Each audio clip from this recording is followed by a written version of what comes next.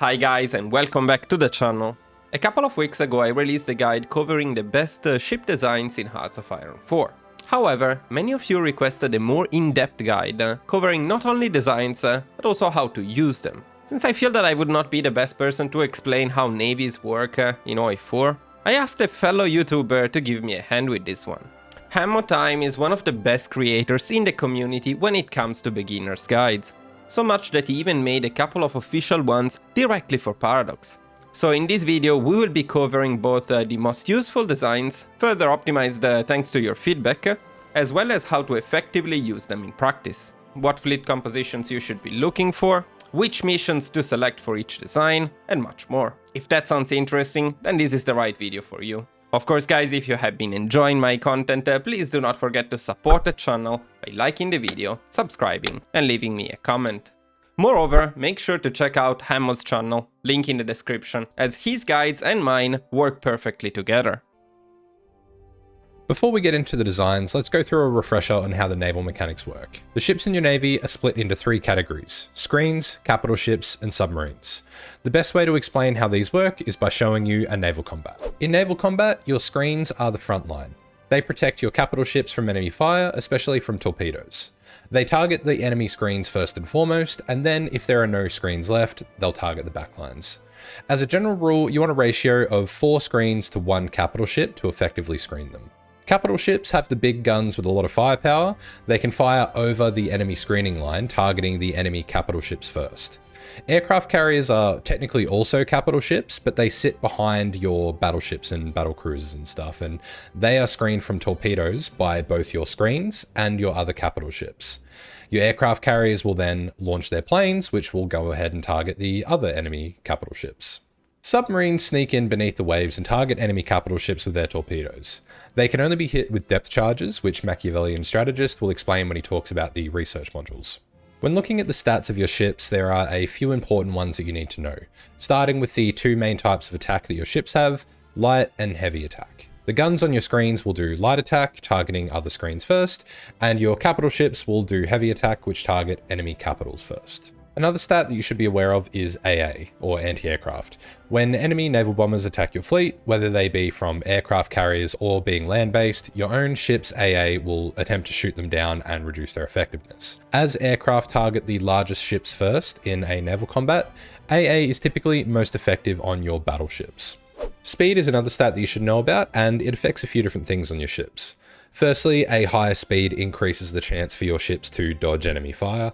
Secondly, it allows your fleet to run down an enemy fleet to engage in combat more effectively. You should be aware that your task forces only move as fast as the slowest ship in the group, so be mindful of this when making your designs and organizing your ships. The last stat which is really important for you to know is manpower. When vying for naval supremacy to launch your naval invasions and prevent that of the enemy, manpower is the most significant factor in determining who has naval supremacy. Typically, whichever side has the most manpower in a region will take naval supremacy. Everything that Hammo just explained for the Navy always applies to the game, whether you are playing it with DLCs or without. However, exactly like for tanks and planes, being able to design your own ships gives you a huge advantage, especially when playing against the AI. To unlock the Navy Designer itself, you need to own the Man the Guns DLC or the DLC subscription.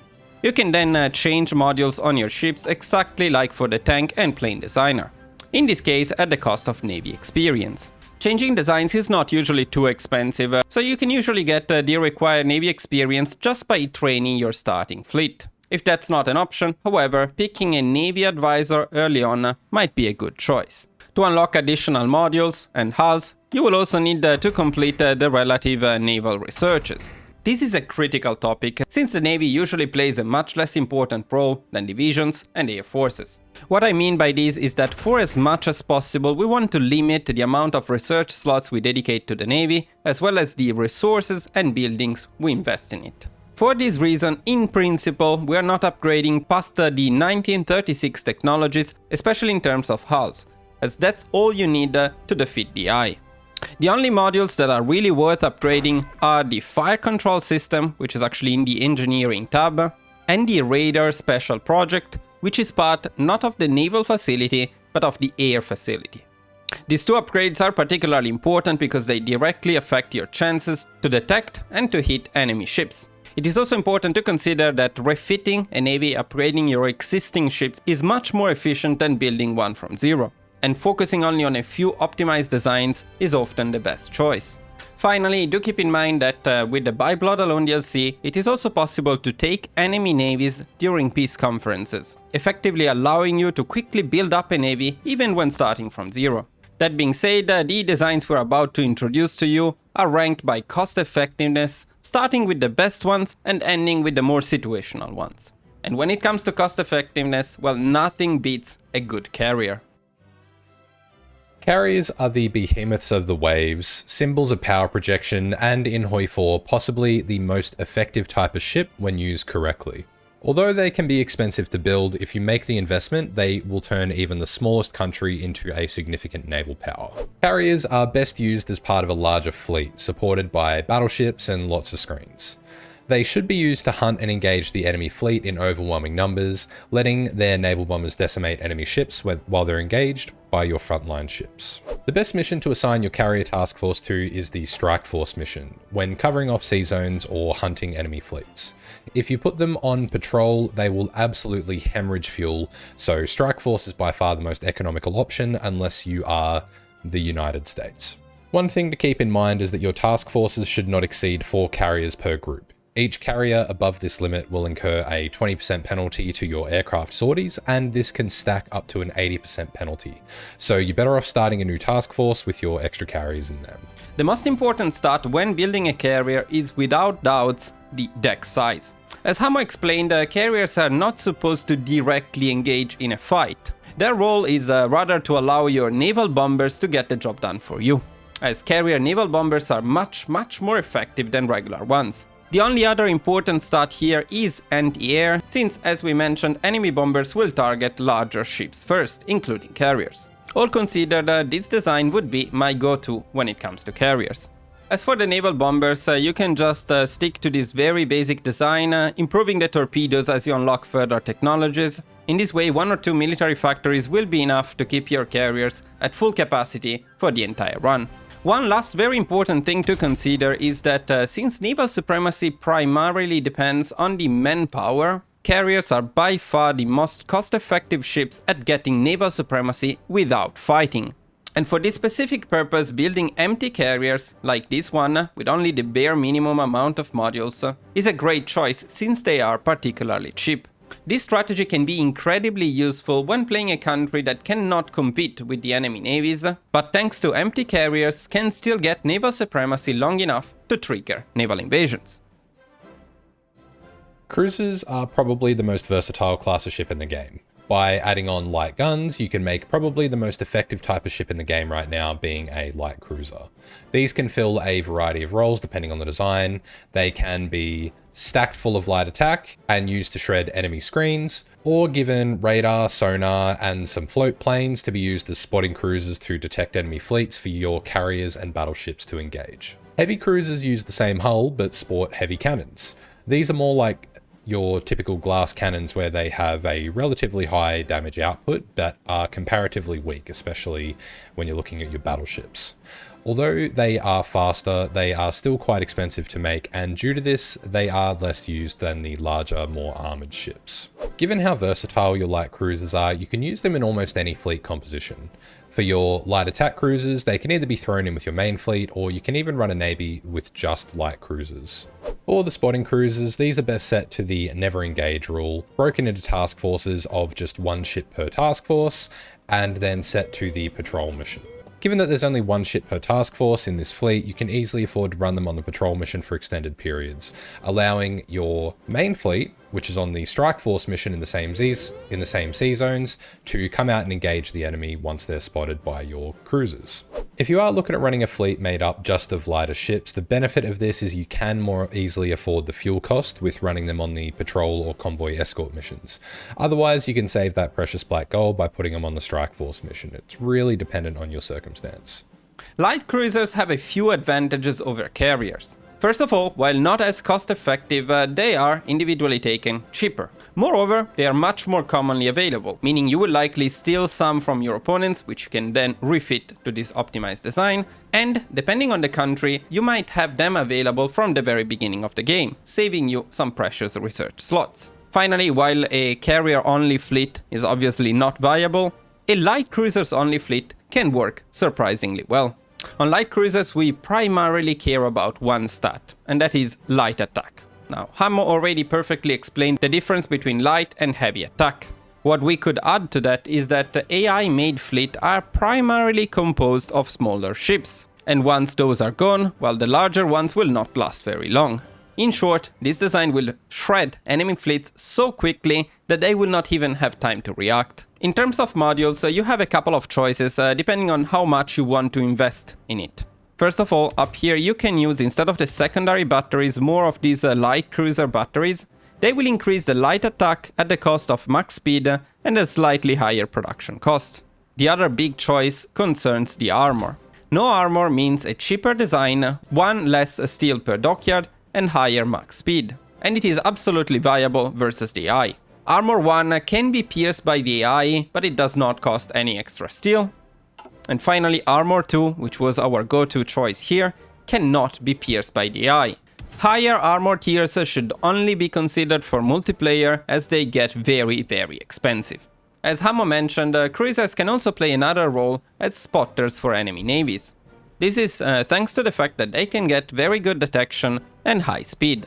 Now, for this particular purpose, I would use this design, and if possible, you should try to add the best radar you have available, as that massively helps with detection. Other than that, you can make the design a little bit cheaper by removing some of these modules. They are not entirely needed.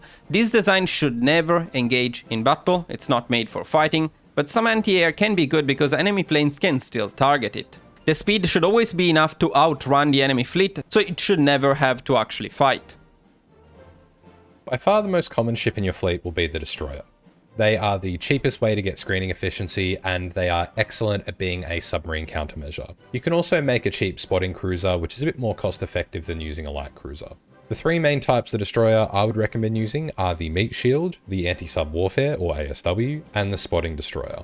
Your meat shield is going to have literally the minimal amount of modules, just the cheapest engine and the cheapest gun on an early destroyer. An early destroyer hull screens just as effectively as a super expensive light cruiser, so pumping out heaps of these will protect your fleet from enemy torpedoes at a very cheap cost. You'll be throwing these into your main battle fleet, so they are effective on literally any mission. The ASW ship needs to be fast, have sonar, and carry depth charges. It's still relatively cheap, and when you make these, be sure to separate them out from the rest of your destroyers. You can use the different icons here to do so. They're most effective when used on the Strike Force mission, when paired with your spotting cruisers or spotting destroyers, or even land-based aircraft patrolling sea regions for enemy submarines. If you have the fuel, you can also protect your convoys by putting your ASW ships on the convoy escort mission through the sea regions where they're being attacked. Spotting destroyers follow the same methodology as the cruisers. Smack on some radar, sonar, and set them to never engage, and let them detect enemy battle groups on the patrol mission for your strike force to come in and finish the job. In my opinion, when talking about the most effective designs, we could have stopped with light cruisers. However, it is true that destroyers are quite versatile, and as Hammo said, they can play several important roles in a proper fleet. The main reason to make destroyers is that they are incredibly cheap, so production cost is actually the most important stat here. We don't want to make them expensive, or we might as well just make cruisers instead. So for the cheapest absolute screens, I would go for this design. We are using the earliest hull to make it even cheaper, and only the basic modules. Now if you wanted, you could remove the torpedoes to make it even cheaper, although in this way at least it can deal some damage. When it comes to protecting trade routes and convoys, on the other hand, you will need to detect and destroy enemy submarines. And for that, you need at the very least some depth charges, and ideally, if you can afford it, a sonar and even a radar, as they massively help with the sub detection. Now personally, I would not go out of my way to get the radar just for these destroyers, as that's a bit of an overkill, but if you already have the facility, then it can be a worth upgrade. Overall, I personally never make destroyers, simply because the starting ones and the ones you steal from other countries are usually more than enough for the purpose. Yet, I know that Hammo particularly likes destroyers, and he has a favorite multi-purpose design, so I will let him explain this one. Thanks, Mac. As a Navy enjoyer, I get quite excited about making designs just for the fun of it, which, while effective, may not be strictly optimal. So I'm going to show you my favorite kind of destroyer design, which doesn't really conform to the other classes that I talked about earlier. Firstly, the highest level of light guns I have, and as many as I can fit. I'll put them on there because this kind of light attack will shred enemy destroyers, allowing my cruisers to target their cruisers, leaving them with no screens very, very quickly. I like to add on the level 2 radar for the increased hit chance, but that is optional. I will always add on torpedoes to target the enemy capital ships once they're exposed, and I'll add in either sonar and depth charges if I'm not building a dedicated ASW ship, but if I am, I will swap out the sonar for a fire control module for more hit chance and change this over to another torpedo tube. I think that despite the high cost, if I'm playing as the USA or the UK or something, this is incredibly effective and it brings me a lot of joy. Submarines are the hunters under the waves and play an important strategic role in the game. While not super effective in naval combat, they are excellent at destroying enemy convoys, which not only reduces the resources and supply that a nation can get overseas, they can also sink troop transports, which will cause casualties and reduce a nation's war support. The later level submarines are incredibly hard to detect, especially if you add on snorkels or the rubber tiles through the special projects, and the AI will almost never be able to find and kill your 1940 submarines, which MachiavellianStrategist will show you a design for shortly. A nation like the UK is extremely vulnerable to a persistent submarine raiding campaign. Surrounding their waters with boats on the convoy raiding mission will have them suffering for important strategic resources like rubber and aluminium. That is how you pronounce it. Fuck you, America.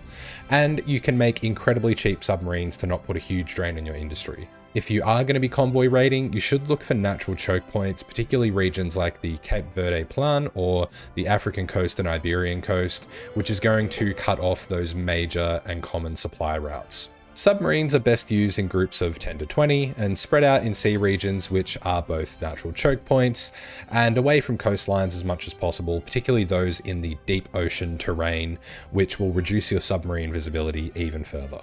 If your purpose is just to harass enemy convoys, well then this very basic and cheap design will be more than enough for you.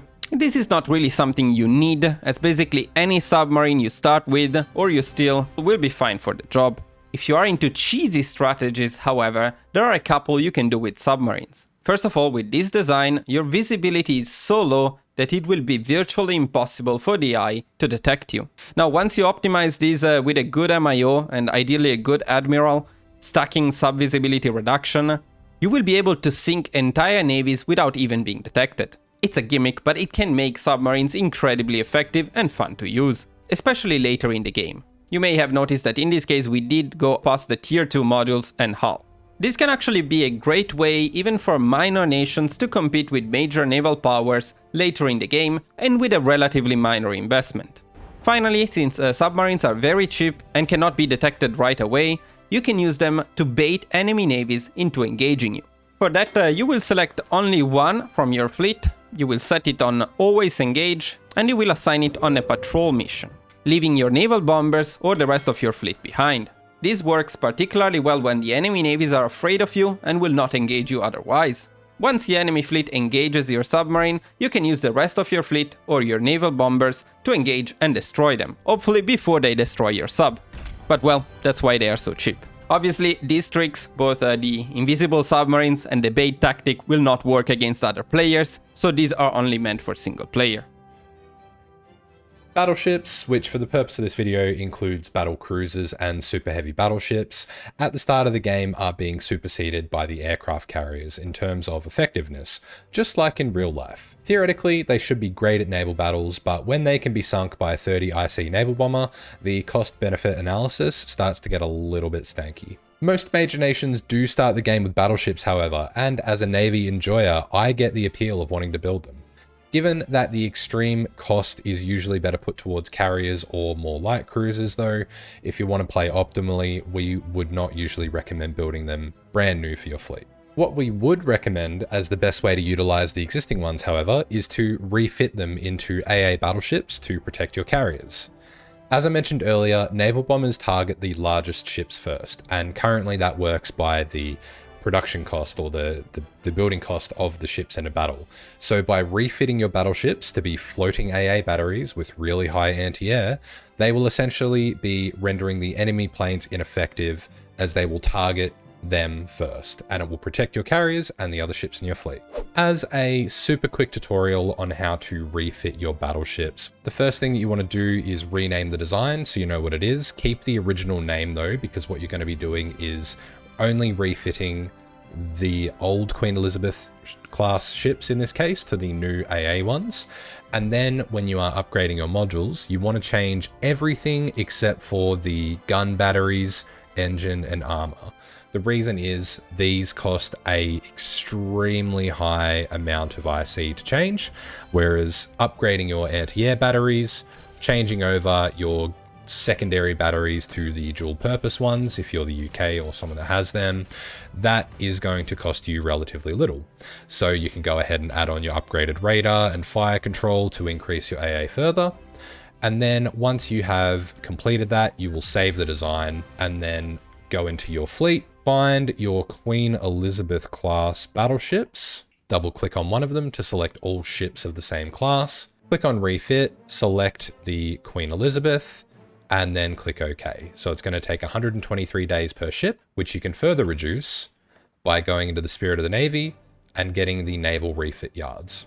Now they're all going to appear in your naval production queue, so just make sure that you move any active naval lines to the bottom and finish them up to put your dockyards on there.